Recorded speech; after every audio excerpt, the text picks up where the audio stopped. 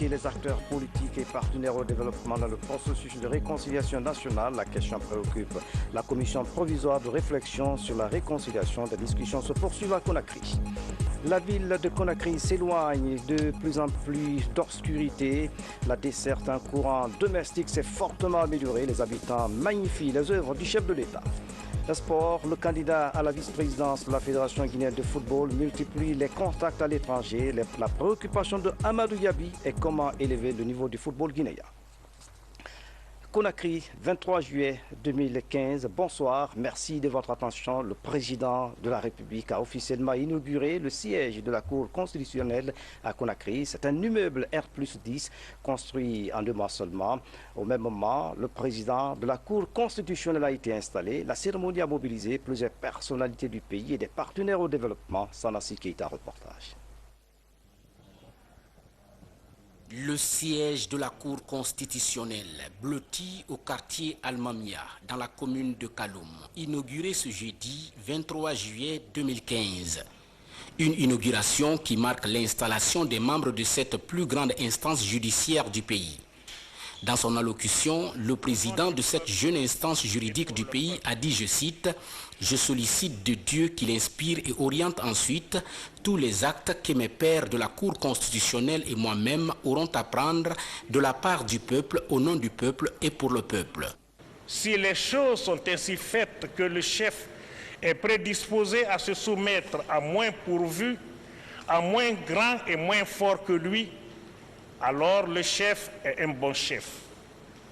Dès lors, sans préjuger de ce que les faits à venir vous commandent de dire et de faire, nous pensons pouvoir compter sur la bonne voie de tous pour respecter notre légitimité, pour admettre les verdicts qui seront appliqués dans un esprit d'indépendance et d'équité absolue par la Cour à l'examen de toutes les questions qui lui seront soumises. C'est la seule attitude qui compte quand on est animé de la volonté de faire de la Guinée un pays de démocratie et de notre administration un État de droit. En ce qui la concerne, la Cour constitutionnelle est en effet fermement résolue à se laisser guider que par le droit et la conscience de ses membres. Le droit et la conscience professionnelle, 2 mots-clés en parfaite adéquation avec la feuille de route du président de la République qui devrait guider ses membres de la Cour constitutionnelle dans l'exercice de leur mission, celle de faire de la Guinée un État de droit résolument tourné vers la démocratie. Nous souhaitons donc que vous soyez des juges indépendants, indépendants de la politique, mais aussi indépendants de l'argent. Parce qu'il y a 2 types d'indépendance. Il y a l'indépendance à l'égard du pouvoir politique, mais aussi l'indépendance à l'égard de l'argent. Donc il faut que les deux, quand vous dites indépendant, vous soyez les deux. Et nous allons veiller. Nous allons vous apporter tout notre soutien dans la mesure de nos possibilités pour que rapidement la Cour ait les moyens réellement de faire honneur à la Guinée et qu'elle puisse être un modèle, c'est-à-dire qu'elle profite de l'expérience des autres. Après avoir récemment prêté serment, voilà que ces 9 membres de la Cour constitutionnelle prennent aujourd'hui officiellement fonction, ce qui annonce justement leur entrée en activité dans la consolidation des acquis démocratiques de la Guinée. Et le point d'orgue de cette cérémonie aura été la coupe du cordon inaugural par le chef de l'État du siège de cette grande institution républicaine qui vient juste après l'Assemblée nationale. Le tout marqué par la visite des installations. Et puis, la commission provisoire de réflexion sur la réconciliation nationale échange avec les partenaires bi- et multilatéraux accrédités en Guinée. La rencontre vise à informer sur la mission assignée à la commission, mais aussi impliquer tous les acteurs sociaux dans la mise en œuvre du processus de réconciliation nationale. Mahamoud Bari signe ce reportage. Ces ambassadeurs et chefs de mission diplomatique accrédités en Guinée rencontrent la commission provisoire de réflexion sur la réconciliation nationale. Ils réfléchissent sur les possibilités de concrétiser la consolidation du processus de réconciliation amorcé avec les différentes parties prenantes.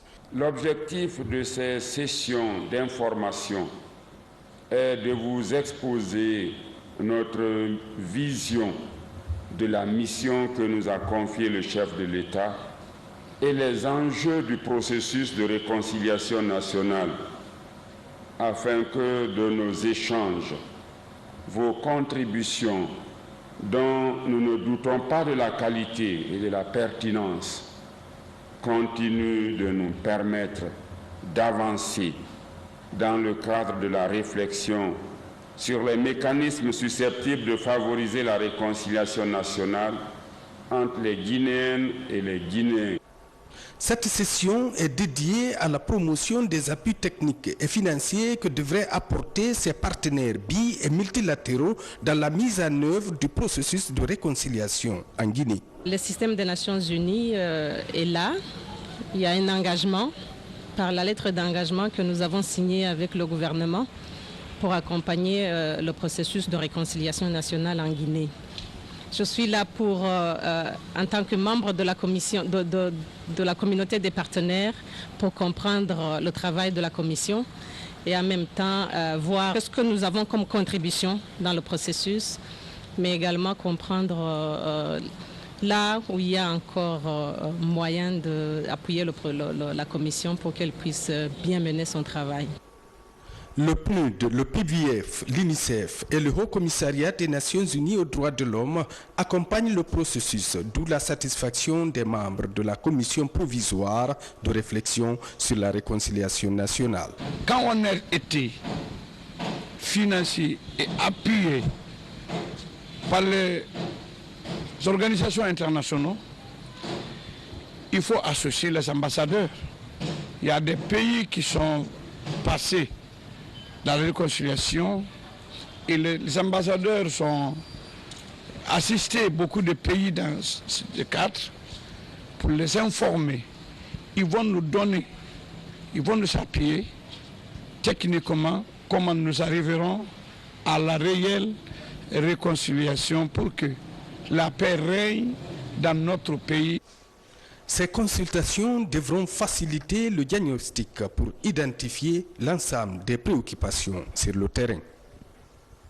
Direction l'Abbé, où les consultations nationales de la jeunesse vont bon train. Ce projet initié par le ministère de la Jeunesse vise à connaître les préoccupations des jeunes. Après la première phase, les jeunes se retrouvent pour des travaux d'évaluation des données recueillies. Sur place à l'Abbé, voici le reportage de Tierno Ousmane Diallo. Toutes les villes et sous-préfectures du pays sont touchées par le programme de consultation nationale de la jeunesse. À l'Abbé, 52 jeunes ont parcouru les 12 communes rurales et la commune urbaine pour identifier les besoins et les aspirations des jeunes de 15 à 35 ans. C'est l'étape de la présentation des différents rapports, un moment crucial pour la réussite de l'opération. C'est une première fois qu'on envoie un jeune vers son semblable, je vais dire un autre jeune, pour lui demander quels sont tes besoins, quelles sont tes questions. Maintenant, ça, je pense que ça a une importance capitale. Dans ces différents rapports sont répertoriés les besoins des jeunes, localité par localité, de nature à faciliter l'orientation des projets de développement pour l'épanouissement de la couche juvénile dans l'ensemble de la préfecture de l'Abbé. C'est une très belle expérience parce que nous avons su réellement tout ce qui manque à la jeunesse, tous les besoins des jeunes actuels. Au niveau de la commune urbaine, par exemple, les taximètres nous disent que réellement, ils sont en manque de beaucoup de choses. C'est qu'il y a trop d'accidents. Leur travail de collecte d'informations a duré 2 jours, avec pour principe laisser les jeunes rencontrés s'exprimer librement.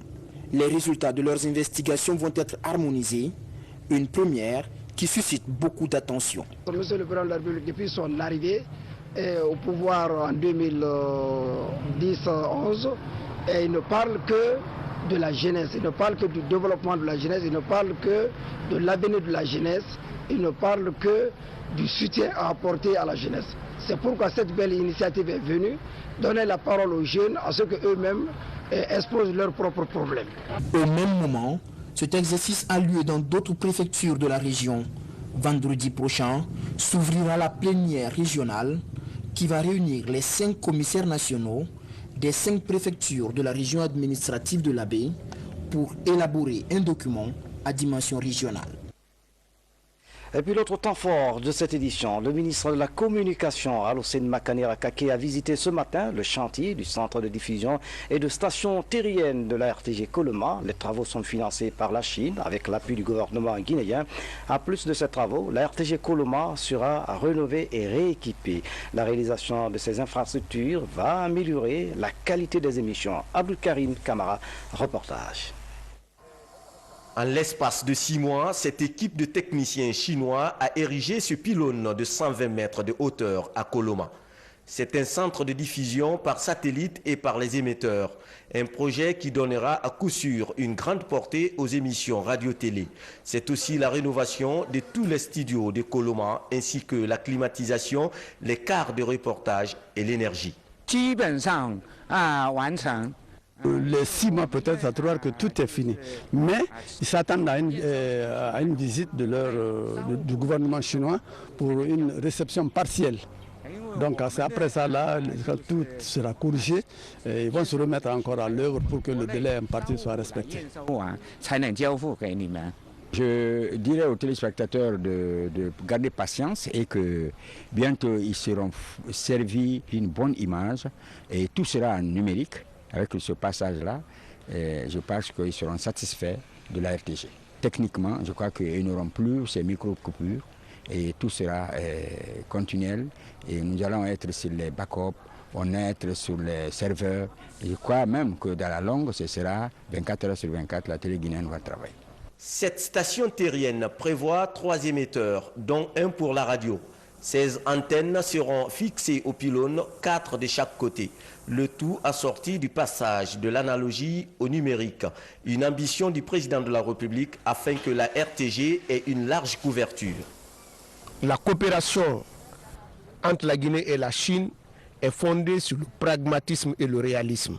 Donc je suis très heureux de voir le travail qui est déjà abattu et je suis convaincu, d'après mes entretiens avec les experts chinois, les émetteurs qui seront installés permettront de couvrir une bonne partie de la moyenne Guinée. Et il y a des phrases, j'espère, qui vont disparaître dans le jargon de notre maison, c'est-à-dire les interruptions indépendantes de notre volonté. Après ces travaux, la RTG sera intégralement numérique. Les travaux de cette station ont commencé au mois de février dernier. Le délai d'exécution est de 18 mois pour un coût global de 16 millions de dollars. Dans l'actualité encore, le ministre de la Ville et de l'Aménagement du Territoire a fait hier le tour du littoral en navette. L'Océnie Camara tente d'identifier les occupants illégaux des domaines de l'État. Pour cette première sortie, le ministre a sillonné les communes de Matam et d'Ixine. C'est un reportage de Saint-Martin. Les occupations anarchiques des domaines publics maritimes DPM. Le phénomène prend de l'ampleur à Conakry. Partout, les opérations de remblai sont perceptibles. Face à cette situation, le ministre de la Ville et de l'Aménagement du Territoire sillonne le littoral de la capitale en navette. Du petit bateau à Kaloum, en passant par les communes de Matam, Matoto jusqu'à la Kamaenne dans Dixine, l'Onseni Camara constate que les immeubles poussent comme des champignons avec pour conséquence la destruction de la mangrove, la montée de la mer et le réchauffement climatique. Nous avions promis de traquer tous ceux qui travaillent illégalement dans nos domaines publics maritimes. Et parfois, sur le continent, vous ne pouvez pas apercevoir au bord de la mer. C'est la raison pour laquelle nous avons donc décidé de faire ce tour sur le littoral. Et donc, c'est pour se rendre compte effectivement si ce que nous avons comme information corroborait avec ce qui se passait sur le terrain. 4 heures en mer auront permis aux premiers responsables du secteur de la construction de comprendre et de mesurer l'ampleur des agressions des hommes contre la mer et l'écosystème. Avec ces cadres, il est parvenu à recenser quelques occupants illégaux de ces bordures de mer. À certains endroits, notamment dans la commune de Matam, des personnes qui se permettent de construire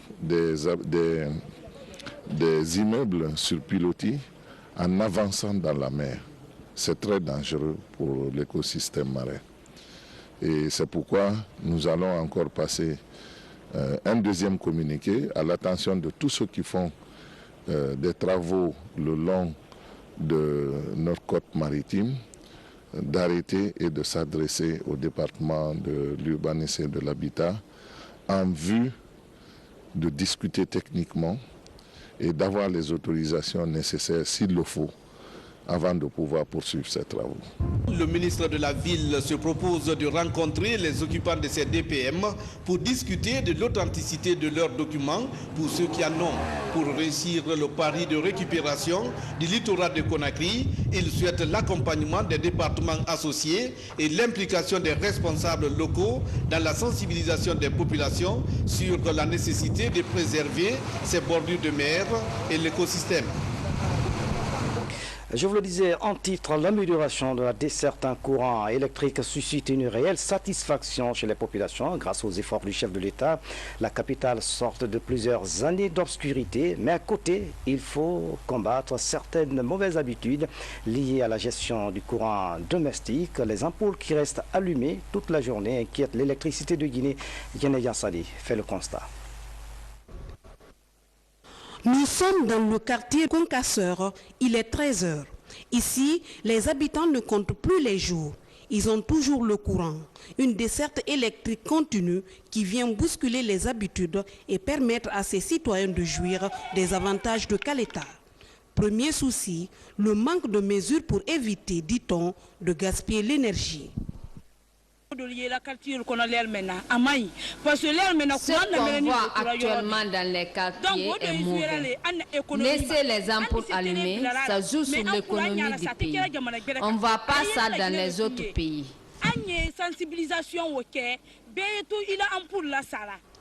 Dans ce quartier, comme dans tous les autres de Conakry, les habitudes ont la vie dure.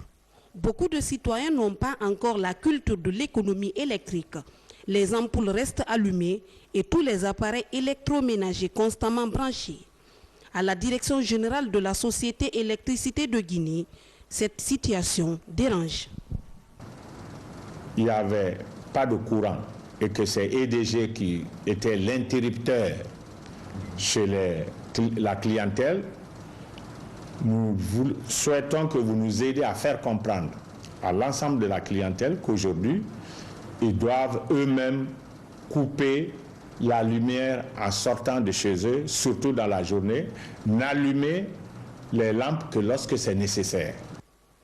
Bien que conscients des conséquences du phénomène, certains citoyens de Conakry ne semblent pas comprendre ce message. Autre mauvaise habitude, les Conakrycains aiment le courant, mais très peu payent les factures et limitent la consommation électrique. Pendant la journée, on a le soleil. Chacun n'a que se contenter avec le soleil. Pendant la journée, on voit, il y a la lumière, il n'y a pas de l'obscurité. Mais la nuit, on peut faire tout avec le courant. Si Dieu nous a aidés à avoir l'électricité ces jours-ci, on doit vraiment prendre le temps de l'éteindre quand c'est nécessaire. La Troisième République a hérité d'un État électrique défaillant. Sur ce point, la Guinée revient de loin et les améliorations récentes doivent entraîner un changement de mentalité de tous les citoyens. C'est du moins ce que recommande la Guinéenne d'électricité. Comme nous facturons forfaitairement pour le moment, c'est pour ça que ça va certainement insister. Mais très bientôt, nous allons procéder à l'installation des comptages et je crois que le problème sera réglé. Chacun veillera à sa facture. Et pour que la facture ne soit pas importante, il faut veiller à bien gérer sa consommation. Et cela se fait en éteignant, en allumant l'ampoule que lorsqu'on en a besoin. La Guinée change. Le secteur de l'énergie connaît des mutations positives depuis le lancement de Caleta. Le projet est ambitieux et devrait entraîner une révolution industrielle. Mais chaque citoyen a un rôle à jouer pour que ce rêve devienne réalité. Yéné Yassani, merci pour ce reportage. Remise des kits de protection et des véhicules au département de la coopération internationale. C'est un don de l'UNICEF qui entre dans le cadre de la lutte contre le virus Ebola. Haya Ramatoulaye Touré a suivi la remise. Des ambulances, des pick-up, des moto-ambulances et des kits médicaux pour une enveloppe estimée à plus de 32 milliards de francs guinéens. C'est un geste de l'UNICEF pour lutter contre Ebola et renforcer le système sanitaire en Guinée. Aujourd'hui, nous partons au-delà des mots, nous partons au-delà de la théorie pour mettre à disposition du système de santé guinéen des moyens réels, à la fois équipements roulants, mais aussi équipements médicaux qui permettaient effectivement que ce slogan qu'on a défendu pendant plusieurs mois commence maintenant à être la réalité sur le terrain.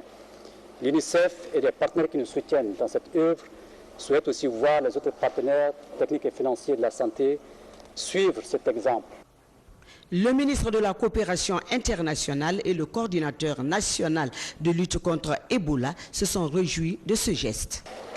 Permettez-moi de profiter de cette opportunité pour magnifier l'excellence de relations d'amitié et de coopération qui existent entre l'UNICEF et la République de Guinée, relations vieilles de plusieurs décennies et qui ont enregistré d'importantes réalisations dans plusieurs domaines, notamment de la santé maternelle et infantile et de l'éducation. L'UNICEF, depuis le début de cette riposte à la maladie à virus Ebola, a été toujours à nos côtés.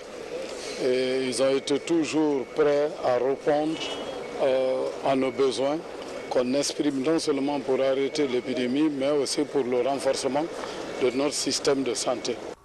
Ces différents engins permettront aux équipes sur le terrain de renforcer leur capacité opérationnelle en vue de vaincre l'épidémie d'Ebola pour le bien-être de nos populations. La Caisse nationale de sécurité sociale dans le vent du renouveau avec l'inauguration d'une salle de radiographie, d'un laboratoire biomédical et d'un cabinet. Ce collège médical moderne devrait limiter l'évacuation des malades à l'étranger. L'action a été possible grâce à l'équipe dirigeante de la Caisse. C'est le ministre de l'Enseignement technique et du Travail qui a inauguré ce centre. Yaya Silla, reportage. L'assurance d'une vie bien protégée, c'est désormais l'option engagée par la Caisse nationale de sécurité sociale. L'inauguration de ce collège médical dans l'enceinte de la Caisse nationale de sécurité sociale s'inscrit dans cette logique. Vous savez, camarades, en République de Guinée, le seul problème que nous avons, c'est poser un bon diagnostic. Aujourd'hui, la Caisse de sécurité sociale va nous doter de cet instrument.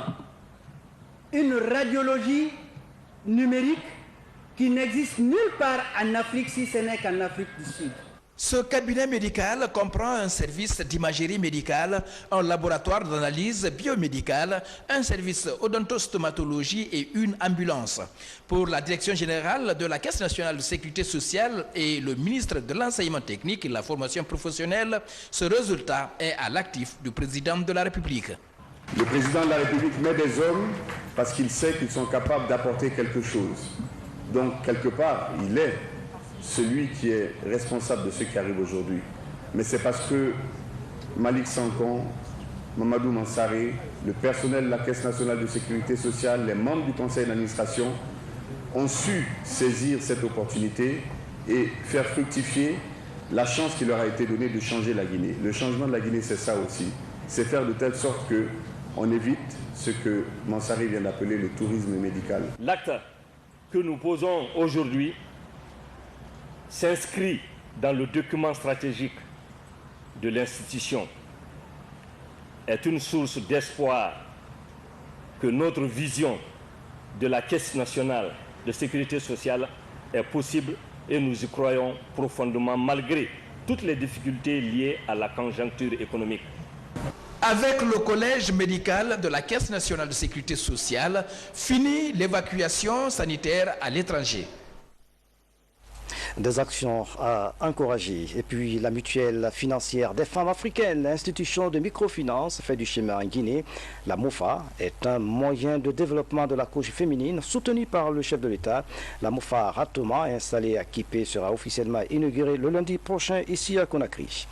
À Dubrika, l'Organisation internationale pour la migration a lancé son projet de riposte à Ebola, un projet qui vise à sensibiliser les populations sur la lutte contre Ebola. Dans la préfecture de Dubrika, justement, aucun nouveau cas d'Ebola n'a été signalé depuis plus d'un mois. Moussa Mikini et Morikaba, reportage. Ici à Dubrika, en prélude des prochaines consultations électorales, la jeunesse entend remplir sa part de contrat à travers des actions citoyennes. Cette lecture du Saint-Coran constitue l'entame de ce vaste programme de promotion de l'engagement de l'esprit civique des jeunes de la localité.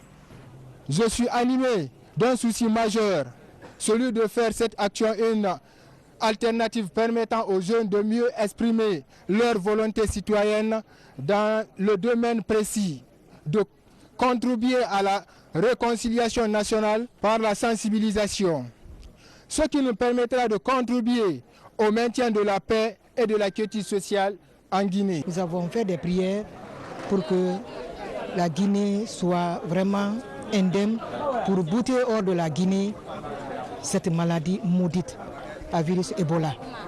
Et nous savons que s'il plaît à Dieu, le 11 octobre 2015, nous devons organiser notre élection présidentielle. Pour que cette élection se passe dans de très bonnes conditions, dans la paix, dans l'unité nationale, il faut des prières. La jeunesse de Dubrika religieuse prône en faveur de la non-violence et n'entend pas céder à la manipulation des politiques. Cet engagement responsable rassure la notabilité de la cité de Sumba-Toumani et incite les autorités à soutenir cette volonté.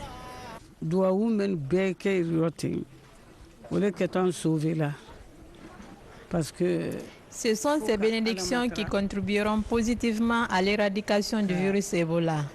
Vous devez démultiplier une telle initiative. Nous remercions tous les imams et participants de cette cérémonie.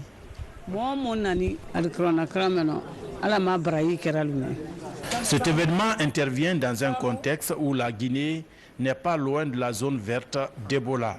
Cela grâce aux efforts du gouvernement et de ses partenaires. Et pour gagner ce pari, chaque Guinéen a sa partition à jouer pour éradiquer la maladie à virus Ebola. Voilà, la lutte contre le virus Ebola et la lecture du Saint-Coran à Dubrika pour la paix et l'unité nationale. C'est un reportage de Ansman Toumani Kamara et Moussa Mikini. À présent, un arrêt dans la région de Kankan où le président de la République a désenclavé plusieurs villages agricoles. Un vaste chantier exécuté par l'entreprise Keta Finda et Frères. Les producteurs peuvent désormais écouler leurs produits sur les grands marchés de la région sans difficulté. Habib Tchab, Foli Bangali Fofana, reportage. Wendembu, ce village situé sur la nationale Kankan-Kirouane est le point de départ d'une piste rurale qui s'étend sur une distance de 45 km. Elle traverse plusieurs communautés villageoises et autres grandes zones de production agricole comme Froko, Borifinia, Boria, Banankura et Mansarena Banankoro. Après 7 mois de travaux de terrassement, la praticabilité de la zone est sans équivoque. Quand tu aimes chez toi, même si tu es entrepreneur ou autre, quand l'État te confie un travail, fais-le comme si tu faisais pour toi-même. Donc je crois que c'est tout ça qui m'a poussé. Et la preuve, ça fait 3 mois que je suis couchée ici pour que ça soit réalisé devant moi. Au nombre des ouvrages réalisés par l'entreprise sur la même piste, ce pont de 7 mètres à la sortie de Banankura, un des plus grands ouvrages que compte à ce jour la région de Kankan. Compte tenu de l'enveloppe que couvrait vraiment la construction de ce pont, et je vois que vraiment l'entreprise a dû mettre vraiment de l'effort pour arriver à là où nous sommes aujourd'hui, et que je vois que c'est vraiment un résultat vraiment satisfaisant. C'est des zones de grande production et qui demandent le passage des grands porteurs, des gros camions. Donc c'est justement au titre de ces progrès-là qu'on a envisagé de faire un tel ouvrage. Après un long calvaire dû à l'enclavement de leur zone, les communautés paysannes sont plus que soulagées. Les acteurs politiques et partenaires au développement dans le processus de réconciliation nationale, la question préoccupe. La commission provisoire de réflexion sur la réconciliation des discussions se poursuit à Conakry. La ville de Conakry s'éloigne de plus en plus d'obscurité. La desserte en courant domestique s'est fortement améliorée. Les habitants magnifient les œuvres du chef de l'État. Le sport, le candidat à la vice-présidence de la Fédération guinéenne de football multiplie les contacts à l'étranger. La préoccupation de Amadou Yabi est comment élever le niveau du football guinéen. Conakry, 23 juillet 2015. Bonsoir, merci de votre attention. Le président de la République a officiellement inauguré le siège de la Cour constitutionnelle à Conakry. C'est un immeuble R+10 construit en 2 mois seulement. Au même moment, le président de la Cour constitutionnelle a été installé. La cérémonie a mobilisé plusieurs personnalités du pays et des partenaires au développement. Sanassi Keita, reportage. Le siège de la Cour constitutionnelle, blotti au quartier Almamia, dans la commune de Kaloum, inauguré ce jeudi 23 juillet 2015. Une inauguration qui marque l'installation des membres de cette plus grande instance judiciaire du pays. Dans son allocution, le président de cette jeune instance juridique du pays a dit, je cite, « Je sollicite de Dieu qu'il inspire et oriente ensuite tous les actes que mes pairs de la Cour constitutionnelle et moi-même auront à prendre de la part du peuple, au nom du peuple et pour le peuple. » Si les choses sont ainsi faites que le chef est prédisposé à se soumettre à moins pourvu, à moins grand et moins fort que lui, alors le chef est un bon chef. Dès lors, sans préjuger de ce que les faits à venir vous commandent de dire et de faire, nous pensons pouvoir compter sur la bonne voie de tous pour respecter notre légitimité, pour admettre les verdicts qui seront appliqués dans un esprit d'indépendance et d'équité absolue par la Cour à l'examen de toutes les questions qui lui seront soumises. C'est la seule attitude qui compte quand on est animé de la volonté de faire de la Guinée un pays de démocratie et de notre administration un État de droit. En ce qui la concerne, la Cour constitutionnelle est en effet fermement résolue à se laisser guider que par le droit et la conscience de ses membres. Le droit et la conscience professionnelle, 2 mots-clés en parfaite adéquation avec la feuille de route du président de la République qui devrait guider ses membres de la Cour constitutionnelle dans l'exercice de leur mission, celle de faire de la Guinée un État de droit résolument tourné vers la démocratie. Nous souhaitons donc que vous soyez des juges indépendants, indépendants de la politique, mais aussi indépendants de l'argent. Parce qu'il y a 2 types d'indépendance. Il y a l'indépendance à l'égard du pouvoir politique, mais aussi l'indépendance à l'égard de l'argent. Donc il faut que les deux, quand vous dites indépendant, vous soyez les deux. Et nous allons veiller.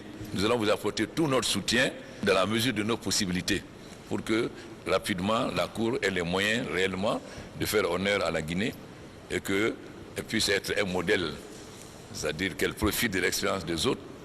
Après avoir récemment prêté serment, voilà que ces 9 membres de la Cour constitutionnelle prennent aujourd'hui officiellement fonction, ce qui annonce justement leur entrée en activité dans la consolidation des acquis démocratiques de la Guinée.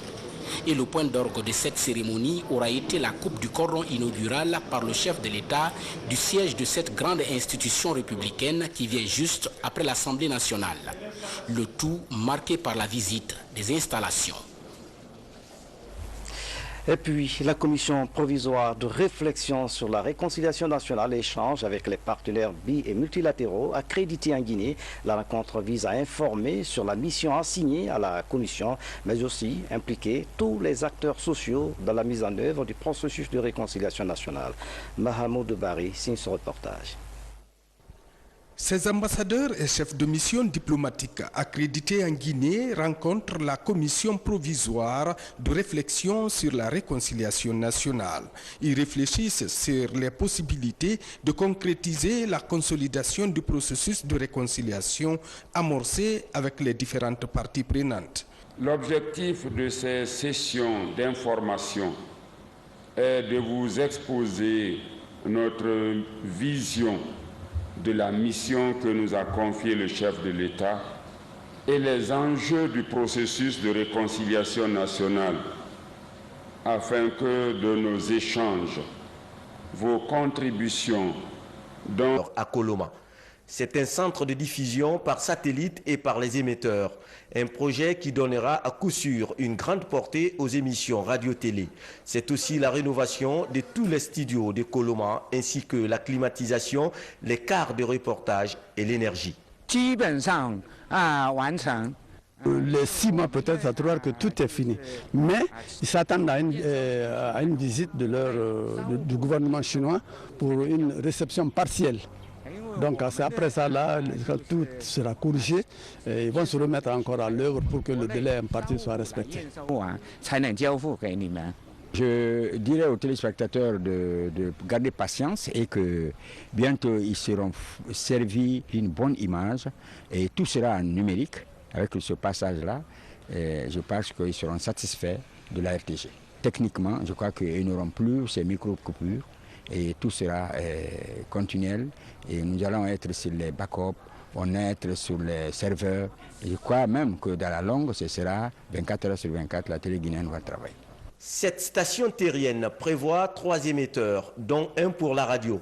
16 antennes seront fixées aux pylônes, 4 de chaque côté. Le tout assorti du passage de l'analogie au numérique. Une ambition du président de la République afin que la RTG ait une large couverture. La coopération entre la Guinée et la Chine est fondée sur le pragmatisme et le réalisme. Donc je suis très heureux de voir le travail qui est déjà abattu et je suis convaincu, d'après mes entretiens avec les experts chinois, les émetteurs qui seront installés permettront de couvrir une bonne partie de la Moyenne Guinée.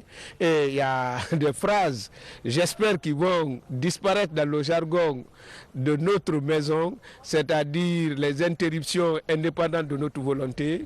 Après ces travaux, la RTG sera totalement intégralement numérique. Les travaux de cette station ont commencé au mois de février dernier. Le délai d'exécution est de 18 mois pour un coût global de 16 millions de dollars. Dans l'actualité encore, le ministre de la Ville et de l'Aménagement du Territoire a fait hier le tour du littoral en navette. L'Océanie Camara tente d'identifier les occupants illégaux des domaines de l'État. Pour cette première sortie, le ministre a sillonné les communes de Matam et Dixine. C'est un reportage de Saint-Martin. Les occupations anarchiques des domaines publics maritimes DPM. Le phénomène prend de l'ampleur à Conakry. Partout, les opérations de remblai sont perceptibles. Face à cette situation, le ministre de la Ville et de l'Aménagement du Territoire sillonne le littoral de la capitale en navette. Du Petit Bateau à Kaloum, en passant par les communes de Matam, Matoto jusqu'à la Kamaenne dans Dixine, l'Océanie Camara constate que les immeubles poussent comme des champignons avec pour conséquence la destruction de la mangrove, la montée de la mer et le réchauffement climatique. Nous avions promis de traquer tous ceux qui travaillent illégalement dans nos domaines publics maritimes. Et parfois, sur le continent, vous ne pouvez pas apercevoir au bord de la mer. C'est la raison pour laquelle nous avons donc décidé de faire ce tour sur le littoral. Et donc, c'est pour se rendre compte effectivement si ce que nous avons comme information corroborait avec ce qui se passait sur le terrain. 4 heures en mer auront permis aux premiers responsables du secteur de la construction de comprendre et de mesurer l'ampleur des agressions des hommes contre la mer et l'écosystème. Avec ces cadres, il est parvenu à recenser quelques occupants illégaux de ces bordures de mer. À certains endroits, notamment dans la commune de Matam, des personnes qui se permettent de construire des immeubles sur pilotis en avançant dans la mer. C'est très dangereux pour l'écosystème marin.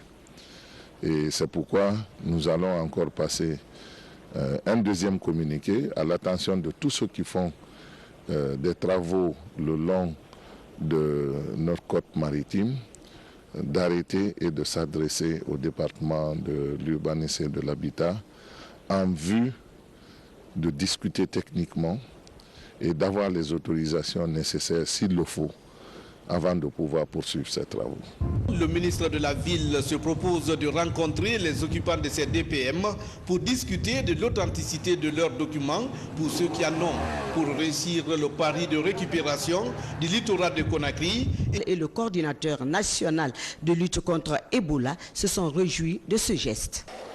Permettez-moi de profiter de cette opportunité pour magnifier l'excellence de relations d'amitié et de coopération qui existent entre l'UNICEF et la République de Guinée, relations vieilles de plusieurs décennies et qui ont enregistré d'importantes réalisations dans plusieurs domaines, notamment de la santé maternelle et infantile et de l'éducation. L'UNICEF, depuis le début de cette riposte à la maladie à virus Ebola, a été toujours à nos côtés.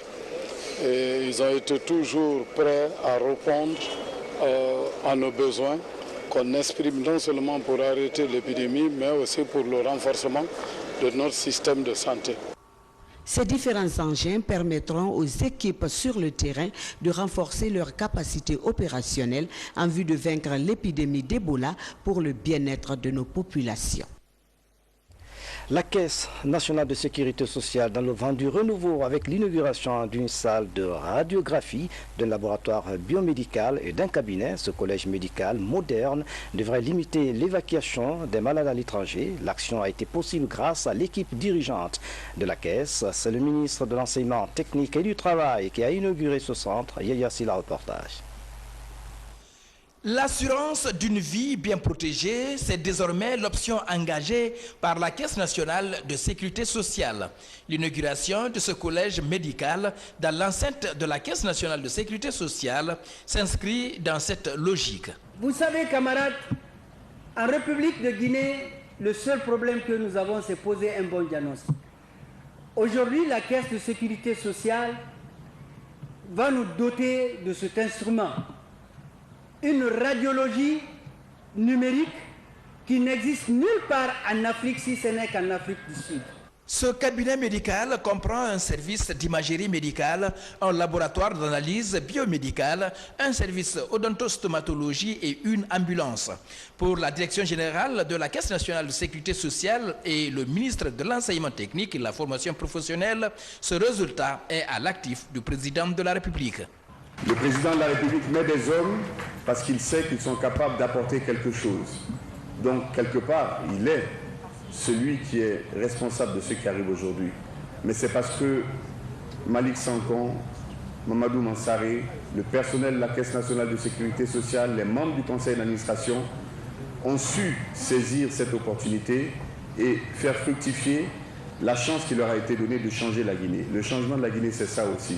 C'est faire de telle sorte que on évite ce que Mansaré vient d'appeler le tourisme médical. L'acte que nous posons aujourd'hui s'inscrit dans le document stratégique de l'institution, est une source d'espoir que notre vision de la Caisse nationale de sécurité sociale est possible et nous y croyons profondément malgré toutes les difficultés liées à la conjoncture économique. Avec le collège médical de la Caisse nationale de sécurité sociale, finit l'évacuation sanitaire à l'étranger. Des actions à encourager. Et puis la mutuelle financière des femmes africaines, l'institution de microfinance, fait du chemin en Guinée. La MOFA est un moyen de développement de la couche féminine soutenu par le chef de l'État. La MOFA Ratoma, installée à Kipé, sera officiellement inaugurée le lundi prochain ici à Conakry. À Dubrika, l'Organisation internationale pour la migration a lancé son projet de riposte à Ebola, un projet qui vise à sensibiliser les populations sur la lutte contre Ebola. Dans la préfecture de Dubrika, justement, aucun nouveau cas d'Ebola n'a été signalé depuis plus d'un mois. Moussa Mikini et Morikaba à reportage. Ici à Dubrika, en prélude des prochaines consultations électorales, la jeunesse entend remplir sa part de contrat à travers des actions citoyennes. Cette lecture du Saint-Coran constitue l'entame de ce vaste programme de promotion de l'engagement de l'esprit civique des jeunes de la localité. Je suis animé d'un souci majeur, celui de faire cette action une alternative permettant aux jeunes de mieux exprimer leur volonté citoyenne dans le domaine précis, de contribuer à la réconciliation nationale par la sensibilisation, ce qui nous permettra de contribuer au maintien de la paix et de la quiétude sociale en Guinée. Nous avons fait des prières pour que la Guinée soit vraiment indemne, pour bouter hors de la Guinée cette maladie maudite à virus Ebola. Nous ne doutons pas de la qualité et de la pertinence continue de nous permettre d'avancer dans le cadre de la réflexion sur les mécanismes susceptibles de favoriser la réconciliation nationale entre les Guinéennes et les Guinéens. Cette session est dédiée à la promotion des appuis techniques et financiers que devraient apporter ses partenaires bi- et multilatéraux dans la mise en œuvre du processus de réconciliation en Guinée. Le système des Nations Unies est là. Il y a un engagement par la lettre d'engagement que nous avons signée avec le gouvernement pour accompagner le processus de réconciliation nationale en Guinée. Je suis là pour, en tant que membre de la commission, de la communauté des partenaires, pour comprendre le travail de la commission et en même temps voir ce que nous avons comme contribution dans le processus, mais également comprendre là où il y a encore moyen d'appuyer la commission pour qu'elle puisse bien mener son travail. Le PNUD, le PVF, l'UNICEF et le Haut Commissariat des Nations Unies aux droits de l'homme accompagnent le processus, d'où la satisfaction des membres de la commission provisoire de réflexion sur la réconciliation nationale. Quand on a été financé et appuyé par les organisations internationales, il faut associer les ambassadeurs. Il y a des pays qui sont passés dans la réconciliation et les ambassadeurs sont assistés beaucoup de pays dans ce cadre pour les informer. Ils vont nous donner, ils vont nous appuyer techniquement comment nous arriverons à la réelle réconciliation pour que la paix règne dans notre pays. Ces consultations devront faciliter le diagnostic pour identifier l'ensemble des préoccupations sur le terrain.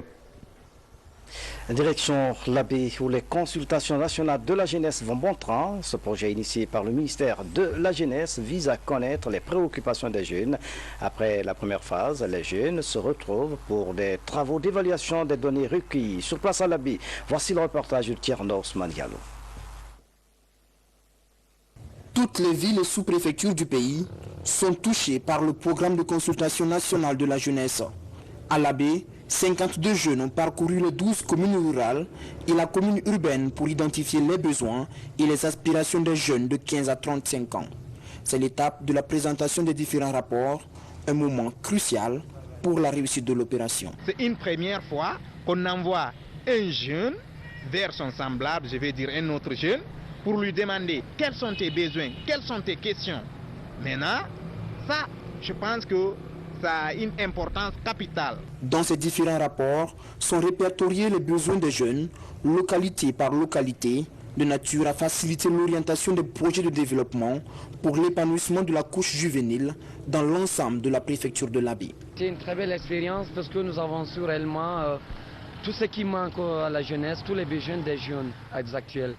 Au niveau de la commune urbaine, par exemple, les taximètres nous disent que réellement, ils sont en manque de beaucoup de choses. C'est qu'il y a trop d'accidents. Leur travail de collecte d'informations a duré 2 jours, avec pour principe laisser les jeunes rencontrés s'exprimer librement. Les résultats de leurs investigations vont être harmonisés, une première qui suscite beaucoup d'attention. Monsieur le Président de la République, depuis son arrivée au pouvoir en 2010-11, et il ne parle que de la jeunesse, il ne parle que du développement de la jeunesse, il ne parle que de l'avenir de la jeunesse, il ne parle que du soutien à apporter à la jeunesse. C'est pourquoi cette belle initiative est venue, donner la parole aux jeunes, à ceux qu'eux-mêmes exposent leurs propres problèmes. Au même moment, cet exercice a lieu dans d'autres préfectures de la région. Vendredi prochain, s'ouvrira la plénière régionale qui va réunir les 5 commissaires nationaux des 5 préfectures de la région administrative de l'Abbé pour élaborer un document à dimension régionale. Et puis l'autre temps fort de cette édition, le ministre de la Communication, Alocene Makanera Kake, a visité ce matin le chantier du centre de diffusion et de station terrienne de la RTG Coloma. Les travaux sont financés par la Chine avec l'appui du gouvernement guinéen. En plus de ces travaux, la RTG Coloma sera rénovée et rééquipée. La réalisation de ces infrastructures va améliorer la qualité des émissions. Abdul Karim Kamara, reportage. En l'espace de 6 mois, cette équipe de techniciens chinois a érigé ce pylône de 120 mètres de hauteur. Il souhaite l'accompagnement des départements associés et l'implication des responsables locaux dans la sensibilisation des populations sur la nécessité de préserver ces bordures de mer et l'écosystème. Je vous le disais en titre, l'amélioration de la desserte en courant électrique suscite une réelle satisfaction chez les populations grâce aux efforts du chef de l'État. La capitale sort de plusieurs années d'obscurité, mais à côté, il faut combattre certaines mauvaises habitudes liées à la gestion du courant domestique. Les ampoules qui restent allumées toute la journée inquiètent l'électricité de Guinée. Guinée Yassali fait le constat. Nous sommes dans le quartier Concasseur, il est 13 h. Ici, les habitants ne comptent plus les jours. Ils ont toujours le courant. Une desserte électrique continue qui vient bousculer les habitudes et permettre à ces citoyens de jouir des avantages de Caleta. Premier souci, le manque de mesures pour éviter, dit-on, de gaspiller l'énergie. Ce qu'on voit actuellement dans les quartiers est mauvais. Laisser les ampoules allumées, ça joue sur l'économie du pays. On ne voit pas ça dans les autres pays.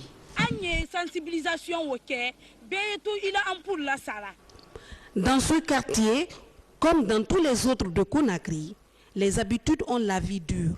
Beaucoup de citoyens n'ont pas encore la culture de l'économie électrique. Les ampoules restent allumées et tous les appareils électroménagers constamment branchés. À la direction générale de la Société Électricité de Guinée, cette situation dérange.